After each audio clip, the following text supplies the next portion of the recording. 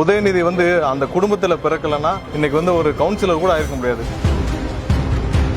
அவங்க அப்பாவே ஒரு பொம்மை முதல்வர். வீட்டில் இருப்பாங்களே இந்த பெரியவங்க போலன்னா வீட்டில் இருக்க பையனை ஒரு கல்யாண காதுகுத்துக்கு அனுப்பி வைப்பாங்க. அந்த மாதிரி தான் உதயநிதி அவங்க அப்பா போக முடியாத ஃபங்க்ஷனுக்குலாம் போய் ரிப்பன் வெட்டுற வேலைக்கு ஒரு போஸ்டிங்கை கிரியேட் பண்ணி அதுக்கு ஒரு 2 IAS ஆபீசரை போட்டு அதுக்கு 2 துறையை கொடுத்து இதுவரை அவர் இந்த 4.5 வருஷத்துல அவர் அமைச்சராக 3 வருஷத்துக்கு மேல இருக்கிறாரு. அவர் துறையில உட்காந்து அவரோட துறையோட செக்ரட்டரிட்ட மீட்டிங்காக போட்டிருக்காரா? கொள்கை கோட்பாடு இல்லாமல் ஒரு கட்சி சுற்றி தெரியுது அப்படின்னு உதயநிதி ஒரு விமர்சனம். இல்ல உதயநிதி அந்த குடும்பத்தில் பிறக்கலன்னா இன்னைக்கு ஒரு கவுன்சிலர் கூட ஆயிருக்க முடியாது. திமுக ஒரு ஒன்றிய செயலாளர் கூட உங்களுக்கே தெரியும். இன்னைக்கு உதயநிதி மாதிரி ஒருத்தர் அந்த குடும்பத்தில் மட்டும் இல்லைன்னா ஒன்றிய செயலாளர் பதவி கூட கொடுத்துக்க மாட்டாங்க. அவங்க அப்பாவே ஒரு பொம்மை முதல்வர். வீட்டில் இருப்பாங்களே இந்த பெரியவங்க போலன்னா வீட்டில் இருக்க பையனை ஒரு கல்யாண காதுகுத்துக்கு அனுப்பி வைப்பாங்க. அந்த மாதிரி தான் உதயநிதி அவங்க அப்பா போக முடியாத ஃபங்க்ஷனுக்குலாம் போய் ரிப்பன் வெட்டுற வேலைக்கு ஒரு போஸ்டிங்கை கிரியேட் பண்ணி அதுக்கு ஒரு 2 IAS ஆபீசரை போட்டு அதுக்கு